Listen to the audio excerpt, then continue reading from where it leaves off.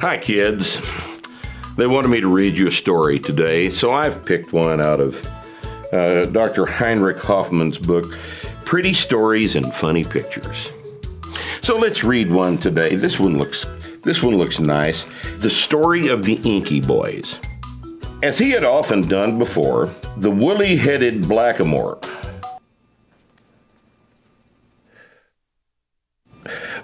One nice fine summer's day went out to see the shops and walk about.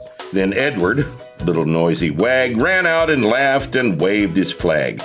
And William came in jacket trim and brought his wooden hoop with him.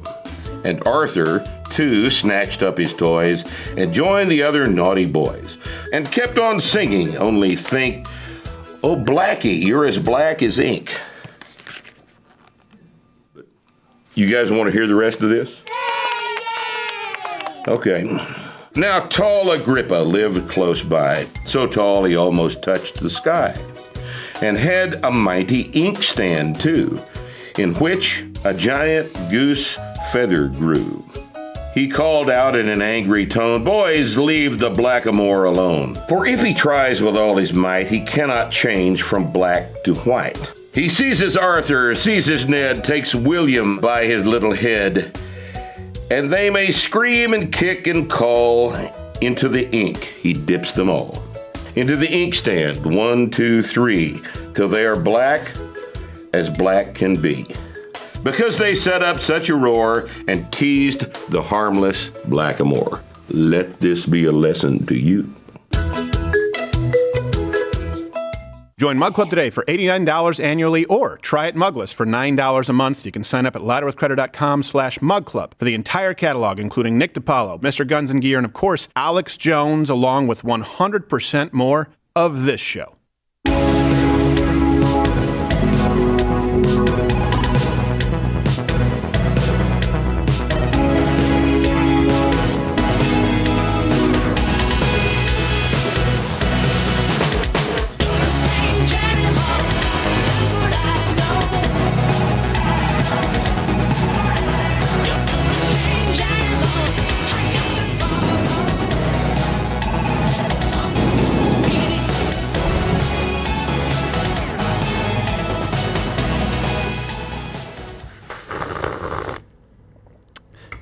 Very glad to be with you on today's, no doubt, will be labeled as racist program.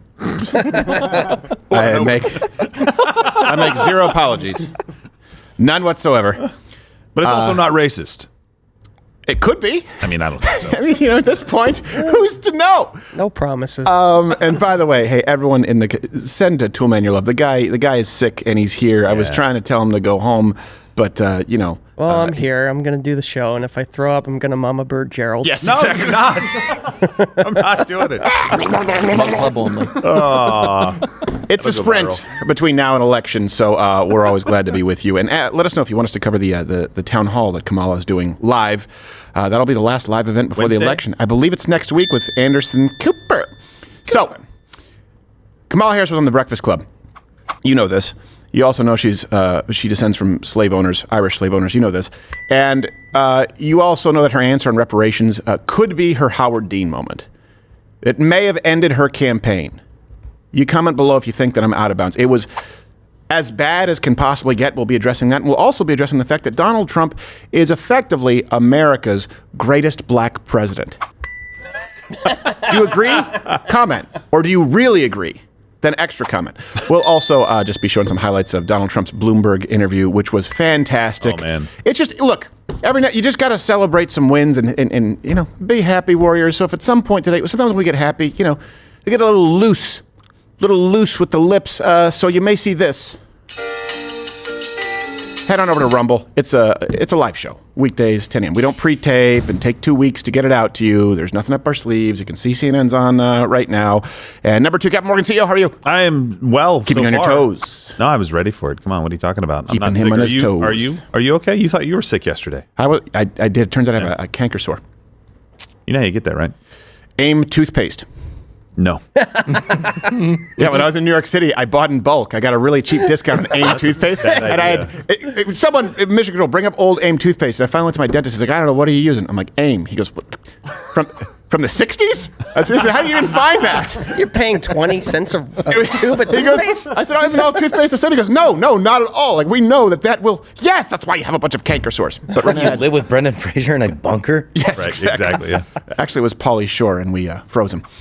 Unfroze him. Yes. I don't even know if they still make it. Yeah, That actually looks new. Their catchphrase should be aim higher. Yes. Than our quality. Well, if you want to find it, you just aim a little left to the Brill Cream and Groom and Clean. And when you hear this, you know him, you love him. October 26th at Bricktown Comedy Club, Oklahoma City. One of my favorite clubs in the country. Josh Firestine, how are you? I'm good. I'm glad it's not hot today. I'm so happy. Yeah, it's a little I'm a bit cold cooler. lover. It's Yeah. a little cool today. So. Well, we all run hot In a a little happier bit. mood. And so does Toolman because he probably has a fever. He's a little delirious, throwing up. Poor Yeah, guy. I actually feel great. The sicker Toolman gets, the better I feel. It's this, weird. This week has been amazing for me. So Yeah. if you could keep that up, or keep it Energy. down, actually. Josh, the energy vampire. Yes. It's the opposite of E.T. I've been sucking your good vibes. When you start throwing up, Josh has a sunflower on his desk that goes. Don't worry about my sunflowers, dude. Brings you life. I'm doing things. All right. This is just a fun one. Campaign rally, Pennsylvania. Tim Walz, guy who has done, I believe it's a sixth of the interviews of J.D. Vance. Here Something like that. may be one of the reasons why. He's an idiot. on. Here, No, he he actually needs it. tells people that he doesn't even know. I don't even know what a venture capitalist is. It happened. Come on. I am proud where I grew up. I wouldn't trade that for anything. And Senator Vance, he became a media darling. He wrote a book about the place he grew up, but the premise was trashing that place where he grew up. No, he rather was than trashing the lifting it drug up. dealers, dummy. This guy's a venture capitalist cosplaying like he's a cowboy or something. I don't even know what a venture capitalist does most of the time, because folks who go to work every day, they're the ones that are saying, what are you going to do with the policies to make my life a little better? Guess he's never seen Shark Tank. Venture capitalists are just people who spend their own money to invest. You know, they've usually worked to get to that point, and then they have their money work for them at that point. They invest in businesses. Yes. It's almost like a lot of businesses wouldn't exist if not for venture capitalists. I don't even know what they do. I get it. He's doing the whole working class, the whole working man hero bullcrap. That's what he's doing. Yeah, and his, He could do it in a his different- brand new Costco flannel. Yeah, speaking of cosplay, yeah. Hey, how's that cosplaying going as a hunter, an auto mechanic, or was it command sergeant major? Command Sergeant Major. Command Sergeant Never Major. He commanded. knows a lot of. Also, an Asian schoolgirl. He likes doing that one, but only in the stables. Would you like me to park your car? Yes. Yes. Only his Stop is a being horse such and a buggy. Tiananmen Square, okay? Yes, Yes, exactly. whatever. Tiananmen Square. This guy he is Mr. Cosplay. As a straight man as well. Allegedly. How can you be the governor of a state and not know what they do? By the way, if you want to make that point, just make the point. He's not a real working man. He goes and he buys companies and sells them and cuts them in half. You guys go to work every day. Well, we don't all live in your world, okay, buddy, with your comb to the side hairdo and your venture capitalists, all your money that you jump into like Scrooge McDuck. I work for a living. I was a coach. I love that he keeps comparing himself to J.D. Vance because he can't compare himself to Trump at all. It's like he's not running for president, though. I know. I love how he says J.D. Vance was a media darling. Look, What? Yeah, well, okay, because he beat you up at the debate. He's a media darling. Yeah. Exactly. He means I because of guess. Hillbilly Elegy, which, by the way, everyone liked loved it. until they decided, oh, we don't like it. And then he trashed where he's from. Hold on a second. Saying that this is why the left cannot solve problems. They have to take pride in the failures of their community. And that's also why, I'm going to tell you something. Kamala Harris is losing the young black man vote. Young black males, the racial divide is actually closing. Young white Gen Z, they're voting more conservative. Young black Gen Z, they're voting more conservative. That's a beautiful thing. You know why? Because they don't want to be pandered to about the failures of their community, that they should take pride in the failures of their community. They want opportunities to move beyond that community. You don't forget where you're from. I think J.D. Vance is a perfect example. This is where I'm from. I identified the problems, and I went to work to try and help solve them. Instead, you want to say, oh, this guy, he's hanging out with his venture capitalists at Yale. Good. Do you have any idea how hard it is to come from a meth family and make it to Yale? Do you remember what he said about Yale? He goes, I don't think I've had one student go to Yale. And I'm like, you just said as a teacher. That is a failure, sir. Yeah, we're proud of our failures where I'm from. All my students go to state schools or nothing. Yeah, okay, that's right. pal? Trade All right, this school. guy wrote a book about his where he came from. Then he ran away as soon as he could to go fight in the Marines. What a pussy. That bitch ran off to the front lines when here it's community college or bust. Not me, buddy. When they go to war, I say no thanks. That's I right. put in my retirement backwards. That's right. They say we're icy 2-year program.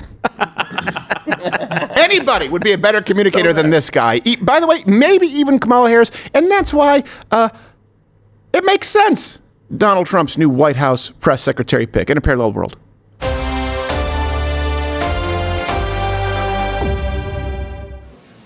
At my school, we recently had a lockdown drill.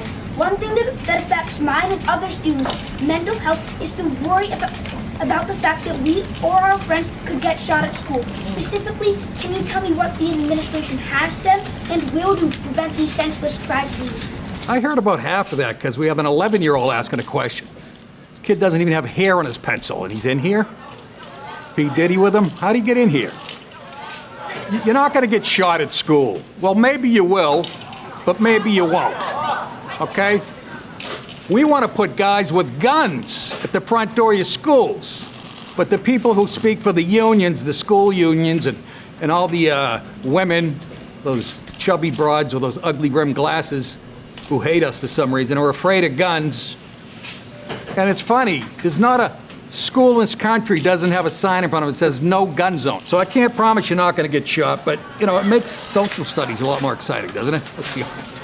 Just find a fat guy and hide behind him. Fat kid, there's always one of a kind. But if you listen to us, you won't have that problem. There's veterans out there, retired cops, who would love to be at an elementary school looking in the gym window. Just kidding. You get my drift.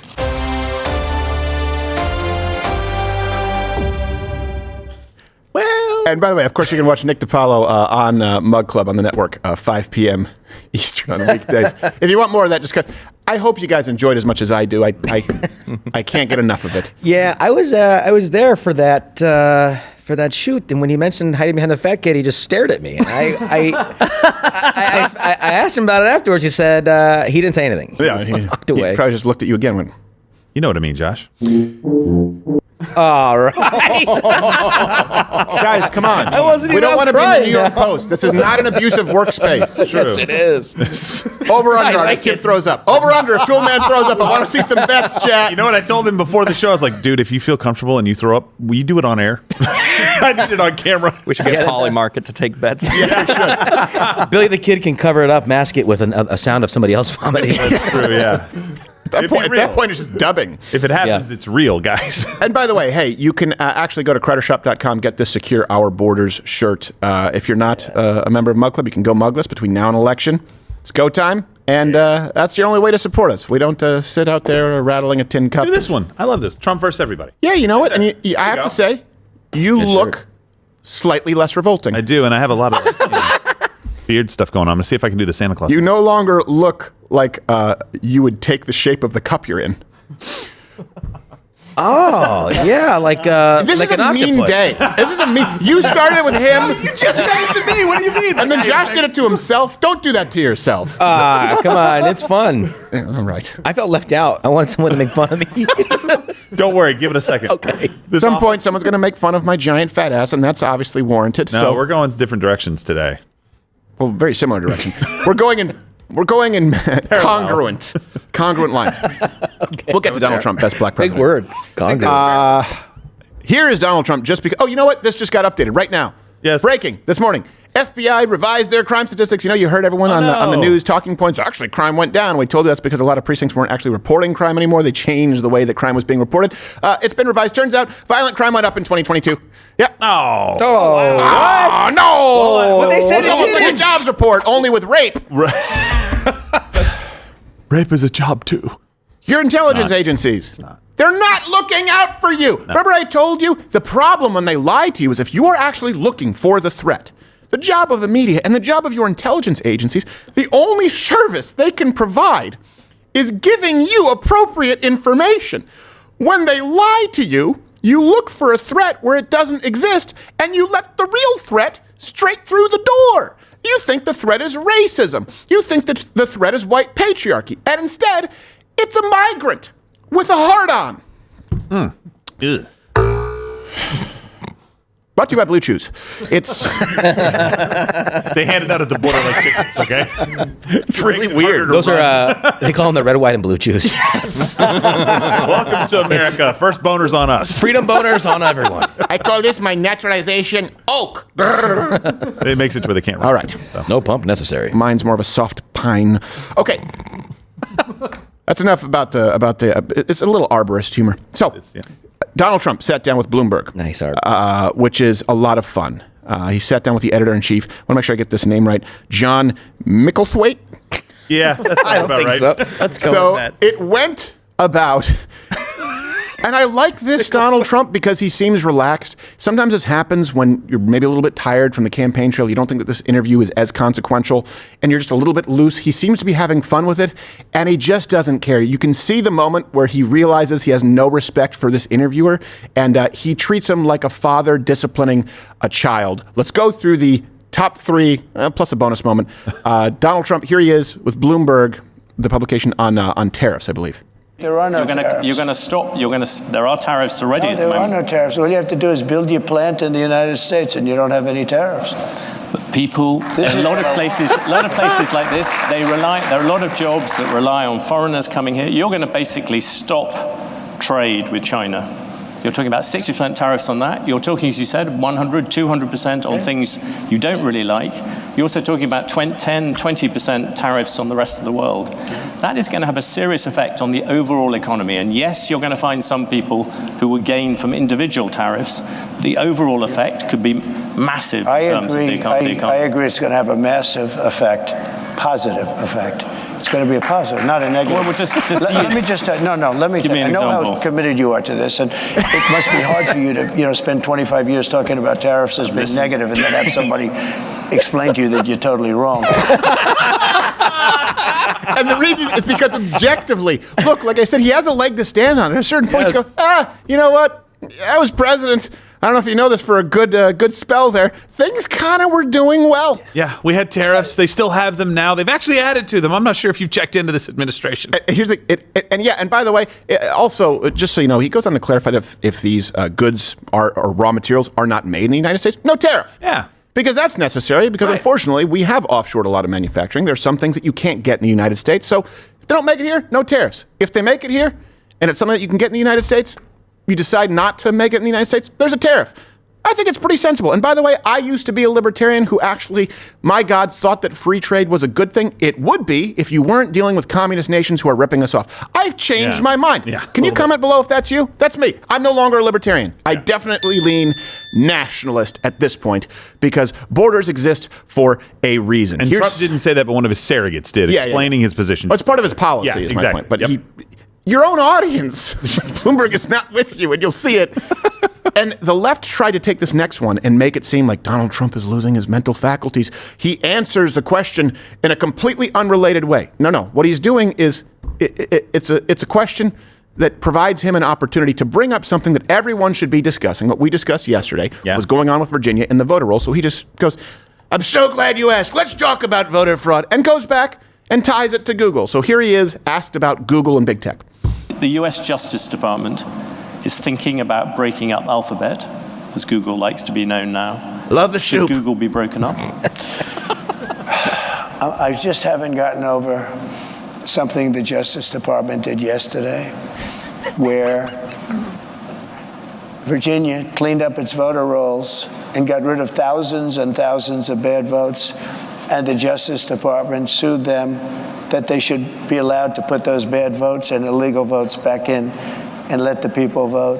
So I haven't gotten over that. A lot of people have seen that. They can't even believe it. The question is about Google, President Trump. I think it's a whole rigged deal. I think Google's rigged just like our government is rigged all over the place. You would break them up, in other words. I'd do something, but you have to have, look, I give them a lot of credit. They've become such a power, and you got to give them credit for that. How they became a power is, really the discussion. At the same time, it's a very dangerous thing because we want to have great companies. We don't want China to have these companies. Right now, China is afraid of Google. So that's one of those things where the media will just sort of gloss over and say, that, of course, you have Donald Trump who doesn't understand nuance. That was actually too nuanced for Micklethwait, whatever his name is there at Bloomberg. And here is Donald Trump being less nuanced, but I just love it. We had to fit this in. It's a bonus. Burning the Fed chair, Jerome Powell. Watch this. You say you don't want interest rates to go higher. You've gone backwards and forwards about whether you want to keep Jerome Powell as chair of the Federal Reserve. His term as chair runs on to May 2026. Would you seek to remove or demote him? Look, I think it's the greatest job in government. You show up to the office once a month and you say, let's see, flip a coin. And everybody talks about you like you're a god. Oh, what will he do? I mean, before, the guy used to walk into my office, he was like begging. Oh, he was fine. But you did talk about you talked about removing him once. I did, because he was keeping the rates too high. Did he say he was fun or he was fine? Fine. I thought he said F-U-C-K. No, I don't know. Is that what he said? No. I think he said, no, it would be much cooler if he did. He would come up and, he's fine. Yeah. You see, it's like, there's no respect. And I know. But listen to the audience's reaction when he goes, it's the best job in government. You walk into a room, you flip a coin. The people in the audience go, exactly. Well, before he even flipped the coin part, he said it's his best job in the world, and they already started laughing. Yeah, they know. What's so funny, though, is that it's so clear now. Remember back in the day, Occupy Wall Street, where basically they were sort of regurgitating some of the Tea Party talking points, only they kind of wanted to move it towards socialism. It's so clear now that the left is the party, the Democrat Party of Wall Street. Right? They want to say, well, actually, look at these. Trust the financial experts. Trust those in authority in government. Trust your professors. Trust the science. Don't you trust Bloomberg, Wall Street Journal? Don't you trust the Fed chair? Goldman Sachs? That's I don't think they could possibly, if someone wrote down a game plan, said, okay, we have to make you look like elitist pricks. They couldn't do it more effectively. And by the way, Donald Trump is right. I don't know if you know this. Most hedge funds underperform the S&P index. They've done it where they've just made random picks, and it does just as well as the experts with the beige books. Let's be really clear about this. So Donald Trump takes this head on, and boy, does he give a spanking here to the interviewer and Gavin Newsom. People like the Wall Street Journal, who's hardly a communist organization, yeah, but you don't know. They have criticized you on this as well. You are running up enormous debt. What does the Wall Street Journal know? I'm meeting with them tomorrow. What does the Wall Street Journal know? They've been wrong about everything. So have you. You're trying to turn this. You're trying to turn this. You've been wrong. No, you're trying to turn this into debate. There are business people. There are business you're wrong. people. You've been they're wrong. clapping. You've been wrong all your life on this stuff. 21 million people at least have come in the last 3.5 years, unvetted, unchecked. We don't know anything about them. How about this? Gavin Newsom, he's the governor of California. Newsom. He signed Newsom, I call him. You think? No, he corrected me. He corrected me. I said, that's the first time I've been corrected. There are CEOs out here. If they said those sort of things about a rival CEO, they'd be sacked. Do you think it's fine for a president? But they don't have to survive like me. They don't have to go through what I have to go through. There has never been a president that's been treated like me, so I have to fight my own way. Yeah, and the audience is just like, yeah, boy. This Chicago. There are businessmen out here. There are CEOs financially armed to the teeth. And do bundle up. It's awfully cold outside. He has no answer. Yes. Wait, what do you want to say? Yes, there are businessmen here who, by the way, of course, predicted the market crash. They created the subprime loan market for housing. They were the beneficiaries of Fannie Mae, Freddie Mac. And, of course, they were too big to fail, so they repeatedly socialized losses while privatizing profits. And they don't seem to like you. That's a good thing. This guy doesn't realize he's like Tyler Durden. Yeah. Except if you were retarded, he doesn't realize that he's getting his ass beaten, and he seems to enjoy it. He took such a beating, he needs to see a doctor. Hi there. I'm Dr.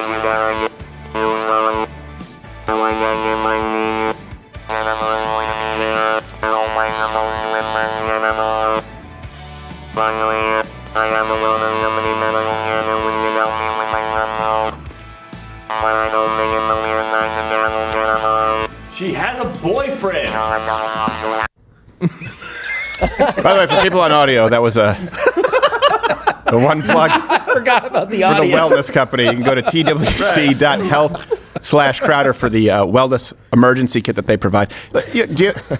Will your doctor provide you with ivermectin, antibiotics, antiparasitics, basic care that you maybe need in a situation where people are getting sick? Like around here, this bubonic plague's been going around the office. Fingers crossed, I haven't gotten it yet. Yeah. I hope that I don't. I hope you do better, Toolman. But it's good to have these I have my around. ivermectin. Yep. There you go. And we also have we had to use some antibiotics for someone who got an infection. Yep. There's just good to have. If you have a first aid kit, how far does that get you? You can use the code Crowder, get 10% off plus free shipping. We have it here at the office. Highly recommend it. Let's get to. I just want to, if I can for a second, Kamala Harris may be on Joe Rogan. People are talking about that. Now, I don't know if she's going to be, but there's a lot of speculation. Don't take my word for it. Here's the very serious Hollywood Reporter. Kamala Harris might be a guest on the Joe Rogan Experience. That's right, Harris's campaign is in talks with Rogan's team for the vice president to potentially be a guest on the podcaster's extremely popular show. As reported by Reuters, Harris's team met with Rogan's crew this week to discuss a possible sit-down. Oh, I am willing to bet that that was not a pleasant meeting. Joe Rogan's crew and Kamala Harris's team. Right. Look, that's what all the references we provide you, most of them anyway, usually left-leaning sources, that's what we kind of scrape, right, for news. We comb that for news every day. I want to know what the other side is saying, and I will tell you this. The other side is saying that if Kamala Harris goes on Joe Rogan, it's high risk, but it's very, very high reward, because a lot of Rogan viewers or listeners, they think of Kamala Harris as this crazy communist. She just needs to present as a moderate Democrat. I don't think that's possible. Let me tell you this, and I'll make my prediction. If Kamala Harris actually goes on Joe Rogan, first off, if she's even considering it, that means her internals must be really bad. She may be able to try and present herself as more moderate or likable, but she cannot go 2 hours, 3 hours, an hour and a half, evading the question regarding her administration and censorship, specifically calling for censorship of Joe Rogan. She's not able to articulate her position, and she cannot distance herself from the Biden administration. She's been given that lifeline, and she refuses to do so. My prediction, if she goes on Joe Rogan, is it will have a serious net negative effect. And I always try and go, okay, what are the pitfalls here? I don't think there's any way that Kamala Harris goes on Joe Rogan, even if he is completely fair and friendly to her, and she comes out in any way looking better. I think she will look worse. This is, again, keep in mind, the woman who has tied herself to, when you think her, think Biden, think the Biden-Harris administration. And this administration, their press secretary called for Rogan specifically to be censored over COVID misinformation. Our hope is that all major tech platforms and all major news sources, for that matter, be responsible and be vigilant to ensure the American people have access to accurate information on something as significant as COVID-19. That certainly includes Spotify. She was asked about Rogan. This is during the time when they doctored. Yeah. They doctored video of Joe Rogan. Remember on His face, CNN to make yeah. him look yellow, like he was sick from ivermectin, referring to it as horse paste? Yeah. And she could have said, well, look, hey, by the way, you guys should do a better job and not falsely report things, or certainly not doctor images. She couldn't. Kamala Harris wouldn't. Kamala Harris is radically pro-censorship, maybe not as much as Tim Walz. I would predict another two-digit slide, either in betting odds or Polymarket, if she goes on Joe Rogan. I actually think her advisors need to be fired. Yeah. I hope she goes on Joe Rogan. There's no world in which it goes well. Comment below. Am I missing something? I don't think there's actually, I don't think there's a positive to be gained from her doing that. Yeah, and go ahead, Josh, sorry. What? Oh, no, it's me. Sorry. you were I was going to say, my only devil's advocate would be if they spend the entirety of it going over the net positives of her legalizing marijuana. Because that's... Could be. Yeah. He better be smoking weed on the show. Yeah. And get her to do it too. Yeah. Listening to Tupac, so that story can finally be true. You know what, though? I think that still would go badly. You know why? Because she would be there and she would trip over herself going, oh, Wayne, well, I used to partake, but, do you do any more? Come on. She's like, well, we're not allowed to talk about that. Just like, I own a gun. Have you shot it? Yes, I worked in law enforcement, so I'm not going to explain it more. But Joe Rogan will be like, explain it. Explain it, bro. Explain it more. She's going to fail the authenticity test. Yes. That's what that show is. People it really is. Hate Donald Trump. They've hated him for a long time. The people who hate him for what he is. Yeah. Like him or hate him. People are now rejecting Kamala Harris because of who they are discovering her to be. That's a much worse place to be, especially when you take into account the timing of that realization and this election. Yeah. She will not do well. No, she won't do well. And look, I think it really speaks, like some of the interviews that she's taking, some of the opportunities she's missing as well. So look at what she's doing. She's doing Bret Baier, which is probably one of the softer interviews that you're going to get on Fox for a lot of people's minds. He's not really going to go after her. He might press her a little bit more. He's pretty good at his job. He's good at his job. I just don't think he's going to go after her a whole lot. It's a much more structured. So, yeah, exactly. So, Dana Bash is going to go after Donald Trump and J.D. Vance. Kristen Welker is going to go after them. So they're not like the bulldogs kind of like that. So Bret Baier. But she didn't go to the Economic Club. She was invited to that, by the way. They started out that lecture with Donald Trump at that question and answer session with saying, we invited the Harris campaign as well, and she is yet to accept. Right. Donald Trump showed up in Chicago, and that's the second time. The NABJ, the black journalist, that was in Chicago as well, that she didn't show up that day to actually kind of put the counter out there. Donald Trump is going into very unfriendly territory and explaining economics. She is avoiding economic policy sessions as far as she goes on Joe Rogan. Joe Rogan's not going to get into the nitty gritty on economic policy, most likely, right? No. Bret Baier's probably not going to get into the nitty gritty on economic policy. Certainly Anderson Cooper next week is not going to get into the nitty gritty on economic policy. Yeah. She's not going to get the same grilling. He's done about twice the interviews and appearances that she has. We gave you those numbers yesterday, and I believe that J.D. Vance has done about 6 times the amount of press interviews or conferences that Walz has. Walz has 8, Kamala has 12, Vance has 60. Right. And I think Trump has 20-something. Yeah. But, they're trying to right now flip it. And we'll get into why. Why people don't like Kamala Harris? We'll do a segment on this tomorrow. She is, she's a bitchy mean girl. That's what she is. She's the girl. What do they do? They try and form a clique or get in with the cool kids clique, and then all they do is isolate, denigrate, ostracize. She comes across like a bully. They say Donald Trump is bombastic, where she goes, and he failed his business, right? Yeah. And he doesn't have big rallies. And look at all my celebrities who like me. Look at T Swift. She's trying to use the power of the audience, and then she laughs after every one of those things she says. Yes. Yeah. So it's like the mean, it's like the bully. Like, haha, isn't this funny, everyone? Yep. How we all like the color pink. And this person likes blue? Gross.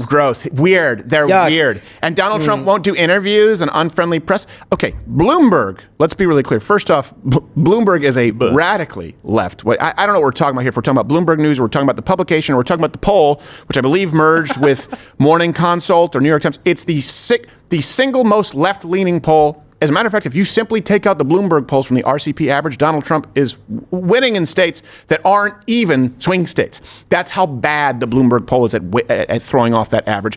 Bloomberg, the man himself, obviously has been radically anti-Trump. Everything about it is leaning left, but it's not an actual communist.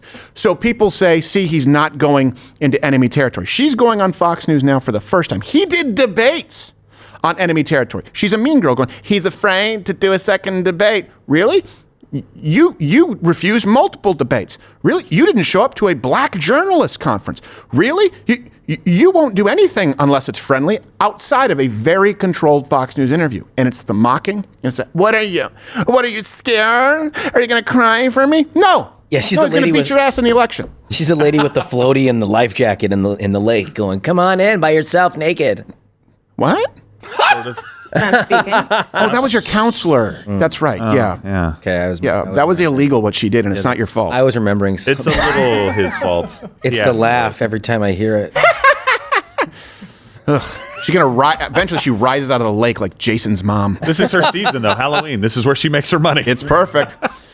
All right. Speaking of which, let's. She gave an interview yesterday. I think this may be her Howard Dean moment. A really, really bad answer. Now, I can't pin her down on her answer regarding reparations because, like all of her answers, she didn't answer. But she still alluded to some really bad ideas that would give you cause for concern. Now, I do have to tell you, she was asked about reparations from Charlemagne the God.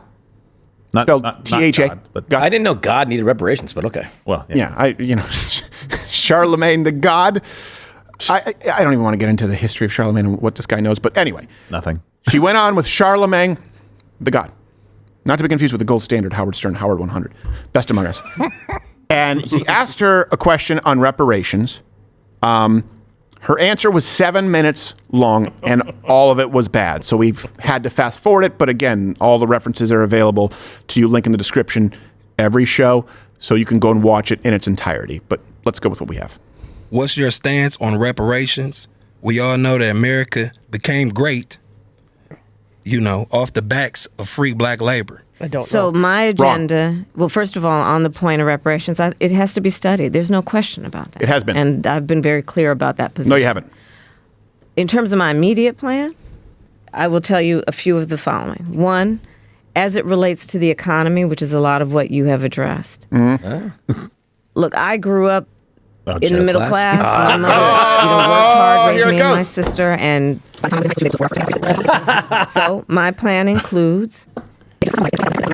My second mother, the woman who helped raise us, was a small business owner. Because unlike my opponent, who got handed $400 million on a silver platter and then filed bankruptcy 6 times, don't forget that, calls himself a businessman. And so I say, hey, she's turning on the accent. A similar point is this. Don't forget that. So my plan is this. One, and that's my agenda. No. To be clear, we did not fast forward any context that would rob you of useful knowledge.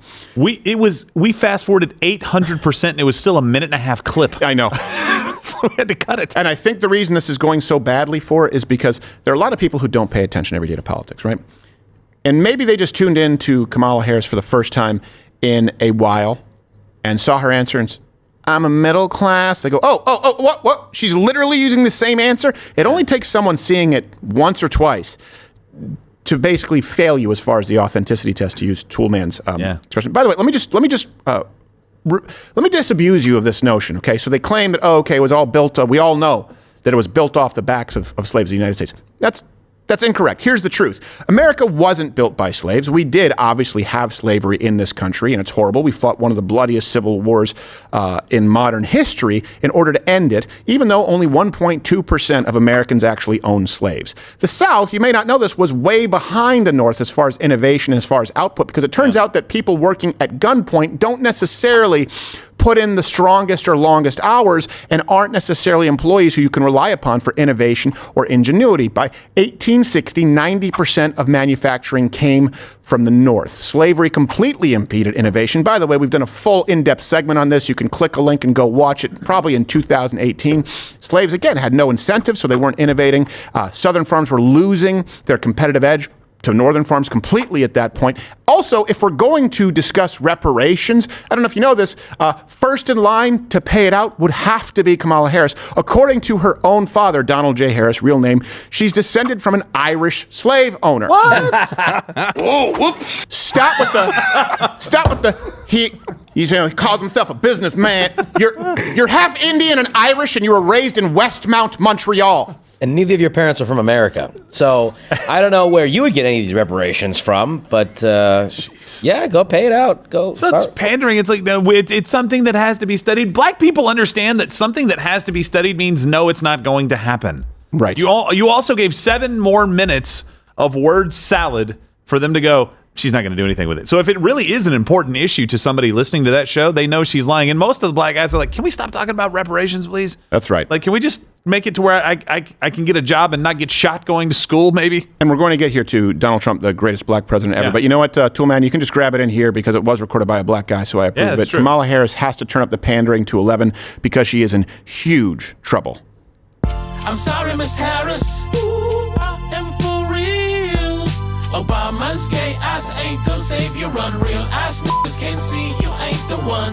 I'm sorry, Miss Harris. Ooh, I am for real. You'll never win over the black guys. Trump's about to win a second time. It's a fun little ditty. It'll be in your head. Just don't sing it in the wrong neighborhood. Don't roll the windows up, lock the doors. We don't even care. It's Mug. This is all funded by you, Mug Club. The election live stream of the century, November 5th. We will have the kind of resources no one else, even legacy media, let alone people broadcasting on YouTube, on Rumble, on Twitter. We are going to have actual real-time data analysts. We will be able to dispute states. We will be able to provide you insight on states that you can't get anywhere else. We will have on-the-ground investigative journalists as well as an electoral map so you can click on the city if any shenanigans are taking place and take part in the investigation or report it to the people who we have who will be going through, sifting through everything that you send in, your tips that night. We're leaving nothing for the swim back, burning the boats. $89 annual. You get everything you get here on Mug Club, 100% more show each day. Friday show, Nick DiPaolo, growing the network, but of course, Mug Club Undercover. Of course, none of it happens without you. You can go mugless between now and election. There we go. Also, do we have the billboard thing? Where's the billboard thing? Yeah. Show it. I got that. To New York. Where is it? This. The Big Apple. I gotta All right, find now. it. Do All it right, there now. Hey, look at that. Okay. Would you throw up in your mouth a little and stop?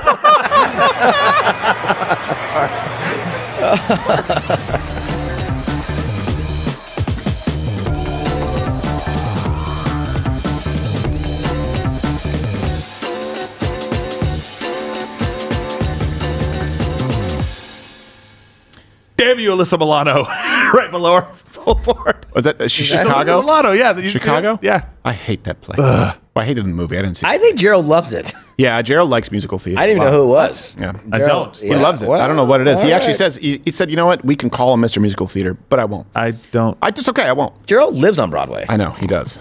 Well, he lives in a box near Broadway. It's Broadway adjacent. Off Broadway. Off Broadway. Off. So, It's a separate town. A narrow way. Kamala Harris is really turning off black men, specifically young black men. The numbers are kind of startling. You'll look at the black vote as a whole, okay, and they'll say that actually the numbers aren't shifting that much. Well, that's true. It's not shifting as much as some Republicans are leading you to believe. Sure. But there is a demographic within the black community that is seeing a monumental shift. I don't think it could be referred to any other way, and that's young black men specifically. I think a case can be made as to why that is taking place, and we'll make it. But I also want you to pay attention to something that's pretty beautiful. You look at the racial divide politically with, for example, boomers, people, the baby boom generation, white men, black men, almost entirely Democrat, almost entirely Republican. Young black men, young meaning Gen Z, white men, they're a lot closer together. Isn't that a great thing? It means that there must be something shared that isn't centered around melanin. But the media won't tell you about that. They'll tell you that this is racist because a bunch of white guys are talking about the black vote. Guess what? Don't care. Hey, are you white? I think you're entitled to an opinion. Also, as unpopular as it may be, you may have a penis and can still have an opinion on murder. I know. Comment below if you do.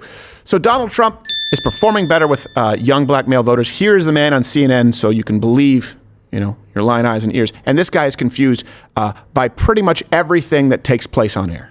Sometimes there's a trend line. I look at the polls all the time, and sometimes there's a trend line that I never noticed before and make me go, whoa.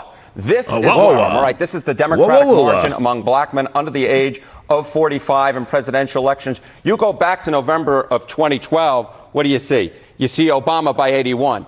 Clinton only won him by 63. Then we're all the way down to Biden last time around by 53. A tremendous drop already. And then you take a look at the average of the most recent polls, and Kamala Harris is up by only 41 points. That is about half the margin that Obama won them by back in November of 2012. This is part of a long-standing trend of young black men moving away from the Democratic Party, and Kamala Harris is just the latest to face that magnitude of younger black men going towards the Republicans. He always seems so confused. I just like watching him. He's like, what? Also confused by something that's obvious to the rest of us. He's like, how did we go from young black men voting for a young black man to not an old white lady to an old white man to an old Indian kind of black? Why did black men vote in record numbers for Barack Obama, and then for the man who was referenced at least 14,000 times in the hip-hop songs that they liked? Or a half-white, half-Indian Canadian from Westbound? Your guess is as good as mine. I'm vaxxed. It's weird that young black men voted for a young black man and then didn't vote for the other people who weren't young black men. Yeah, and also the policies that you've promised them over the decades have never come to fruition. Donald Trump did more for the black community. We'll get to it later. Well, the trends are pretty worrying, by the way, for the Harris campaign. Yes. And it's starting to show even with her own supporters.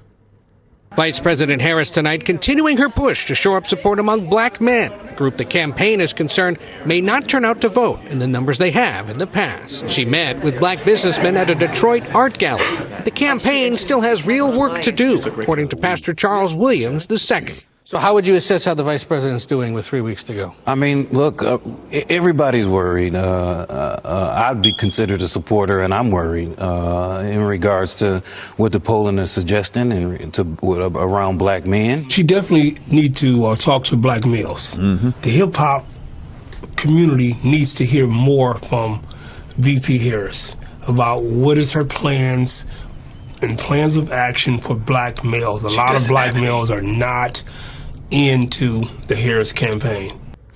Yeah, so it's going pretty badly. So she's been soliciting endorsement from higher profile black celebrities like Steph Curry, Charlemagne, the God, THA, and the worst of all of them, completely straight Magic Johnson. She's ready. She's ready. You like it? And, he's still alive? You know, she can bring the country together.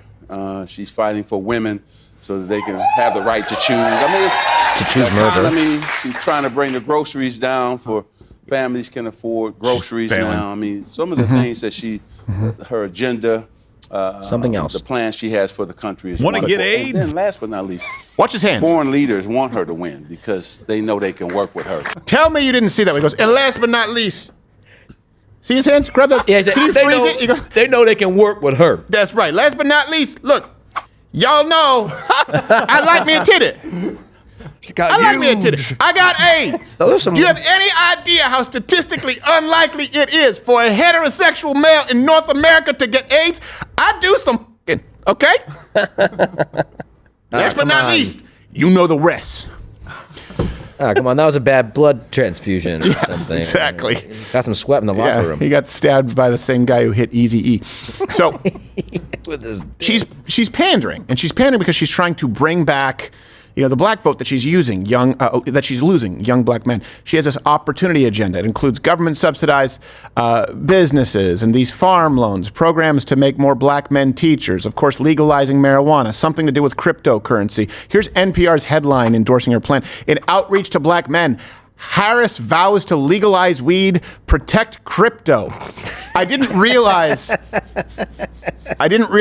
the ghost of Robert Byrd was the senior editor at NPR. Yes. Well, the next headline says that Kamala Harris proposes replacing daylight savings time with colored people time. Yes. Wow. White people to set their clocks 20 minutes ahead of every hour. Yes, exactly. That's their headline. My point is, you should be just as mad with them. We didn't say it. And by the way, I don't know if you know this, in order to step in and help her. It's extremely racist, sorry. It's unbelievably racist. It's outrage to black men. She vows to legalize weed, huh? You like smoking weed, right? Joints for everyone. To NPR? Watch out for my white security. I listen to NPR every morning. It's one thing to hear people bitch about white Americans being out of touch with black culture, but NPR is ridiculous. I can only imagine them sitting there like, we need to do something about the black. We need to do something about the black vote. Yes, that's correct. Yes. Do you suppose that they like modern jazz? How about drugs and cryptocurrency? Oh, I like that. I just saw this movie Friday. Yes. It's about the Weekend story. Now, are you referring to After Next? His friend Smokey. Or is it the Friday before? Pharmacist. It was After Next. They're all Fridays. They're all Fridays. I love Debo. Every Friday they smoke the marijuana. Yes, they do. They do smoke the marijuana. And that Dave Chappelle, quite a comedian. He is quite a comedian. Of course, Half-Baked was great. Yes, yeah. And he does. He says some things that, of course, we don't approve of everything, but we do celebrate his beautiful black history here at NPR. Up next, the whitest guy you know with the traffic update. I've read the Times. Cars are backed up. Hey, y'all got to get out of here. The truck over here. Ain't nobody in the truck. Honk, honk. Back to you, Dave Mattingly. Thank you. I'm Dave Mattingly. I hear him every morning. I listen to it because I want to know what the left is saying. That's a real person? Yeah. Oh, okay. He played it. He used to sound completely straight, and now on the NPR thing, it's like, "Hi, for NPR, I'm Dave Mattingly." They're like, "We're going to replace you with a woman," and he's like, "What if I'm gay?" He's a homo.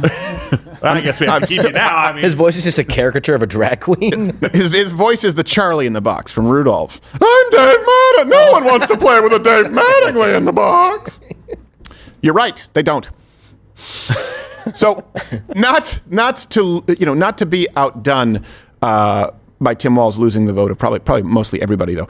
Barack Obama decided to step in and help her because there's nothing that young black men resonate with more than a good scolding from an absent father figure. Part of it makes me think that, well, you just aren't feeling the idea of having a woman as president. And you're coming up with other alternatives and other reasons. That's not it. So now you're thinking about sitting out or even supporting somebody who has a history of denigrating you because you think that's a sign of strength, because that's what being a man is, putting women down. That's not acceptable. Oh, it's not acceptable. So Barack Obama wants black men to vote for Kamala regardless if she's a woman, or I don't know. Is it for any other reason than they can't vote for Trump? I don't understand. What? What do you want, Mel? I don't understand why you're here.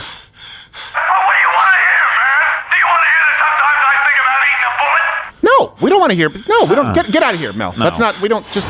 He's a drama queen. Every time. I never know which shoulder he's coming in. I didn't expect him today. No.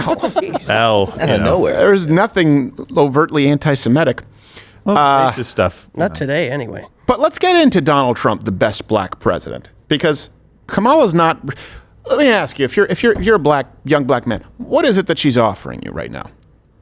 What is it that she's actually offering? And I don't mean what is she offering you as far as a handout like reparations. I think Thomas Sowell, I could be misquoting him. He said reparations is basically me being forced to give someone money because someone down the line who looked vaguely like me did something wrong to somebody who may look vaguely like somebody else. And it is the most racist policy I can think of, especially if you're to base reparations on race and not on ancestry. Yeah, definitely. That's the problem with it. Yeah, you got to have some concrete history. Your family has. I mean, yes, regardless, but you got to start somewhere, right? Even then, no. I'm sorry. No, I say no, period. I say no, period, but at least not just some ties to some kind of slave owner.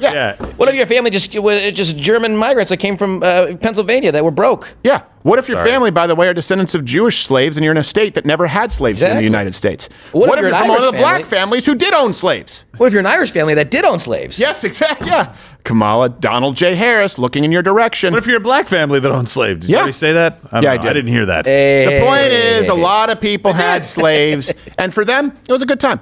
Now, for them.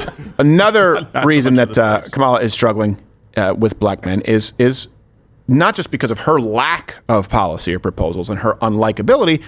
On the flip side, Donald Trump's likability and popularity with some folks.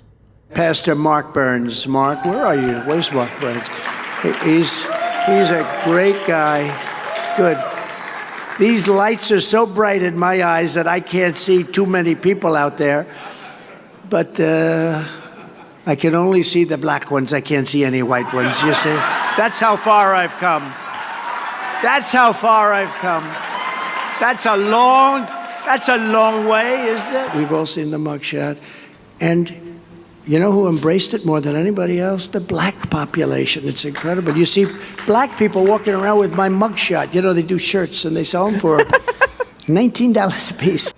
It's true. And by the way, it's 2 for 1 if you just have a birth and death date and a blank where you can fill it in yourself with magic marker. Yeah, airbrush on it. I like how he was laughing at the price. Like he was like $19. I would have sold it for $40. Yes.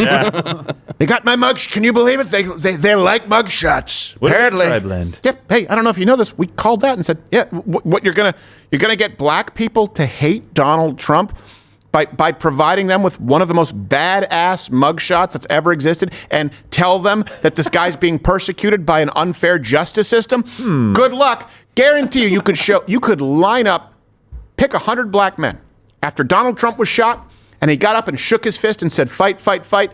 There was not one single black person who you would have interviewed who would have said that's irresponsible. They would have said, got to give it to him. That's pretty badass. Yeah. Guarantee you, that's the disconnect. Even if they hate him. Even if they hate him. Like, right. Even if they hate him, they would respect him. Let's go to how Donald Trump has been the best black president. Let's go to the economy, and all references are available every day. Link in the description. Black unemployment hit a record low for the first time under Donald Trump at 5.3%. The black poverty rate hit a record low under Donald Trump, 18.8%. And by the way, these trends did continue after Donald Trump. He set a precedent and he put policy in place that isn't that the best job a president can do where his legacy outlives his presidency? Yeah. It's a great thing. Hey, I have no problem saying that. By the way, the unemployment actually, it hit its peak under Barack Obama, then Donald Trump, record low, and Joe Biden has thankfully been able to continue that trend, by and large, keeping a lot of the same policies. Let's look at what those were. Donald Trump created 9,000 opportunity zones. He created a fund to deploy $1 billion to minority-owned businesses. And he got Hennessy added to the approved EBT list. Oh, that's impressive. So it was a snub to the Colt 45 drinkers, but you know what? It really was. Baby steps. You know, like you've got to pick your battles. Baby steps. Sorry, Afro Man. Education. Let's look at education, because people often just say this, and I get it. Okay, I'm a white guy. I'm not allowed to have an opinion. But you know what? I guess these stats are. Donald Trump supported school choice. Remember that idea, the programs that we were told were racist that would disproportionately harm young black Americans? Turns out that was also fear-mongering. Donald Trump's 2020 budget, it was $600 million an increase in school choice funding. Charter, magnet schools, student-centered grants that existed, specifically that were being designed and that were made available for young black students. He made funding to historically black colleges and the universities, we call these HBCUs. He made that funding permanent. Yeah. And he named Mr. Cooper as his HBCU liaison, which was fun and was, I remember Mr. Cooper. Yeah, he was hanging with him. It was a good time. Let's look at, you know what? We can talk about this.